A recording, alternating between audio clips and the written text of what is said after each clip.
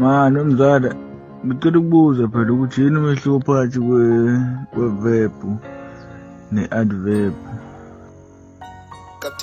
Sanibonani bafethu, ngiyalibingelela ngiphinde nginamukele kwiNyakadinga TV ngibingelela Nkosi Ngiphile kwakwamngoma le phezulu amhlabelengana esigodini sakwaLulwane. Bafethu, nginiphathele izindaba ey'shube kakhulu.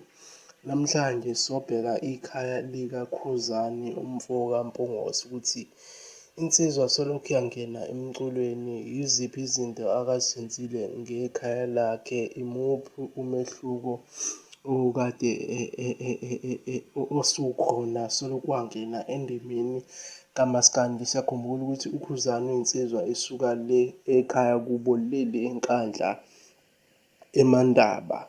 Bafowethu, abamazi umlando kaKhuzani, uKhuzani uyinsizwa eyakhula kanzima bafowethu, engakhulanga kamnandi. Kodwa bafowethu, singayi deep down le phansi, kodwa nje ake siveze izinto ase-achivile emhlabeni, okanye selokhu aqalile ukucula umculo kaMaskandi, selokhu aduma. Iziphi izinto akayi-achivile? Ake sibuke umuzi wakhe, siwubuke kahle.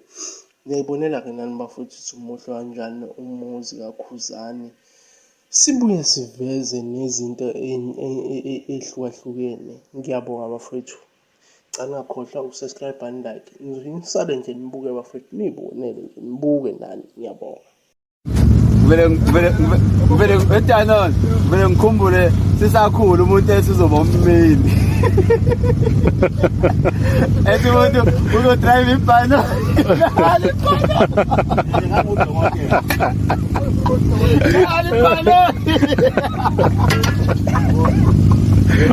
Time lang zobe loy. Mani wemzala, ngicela ukubuza phela ukuthi yini umehluko phakathi kwe-verb ne-adverb?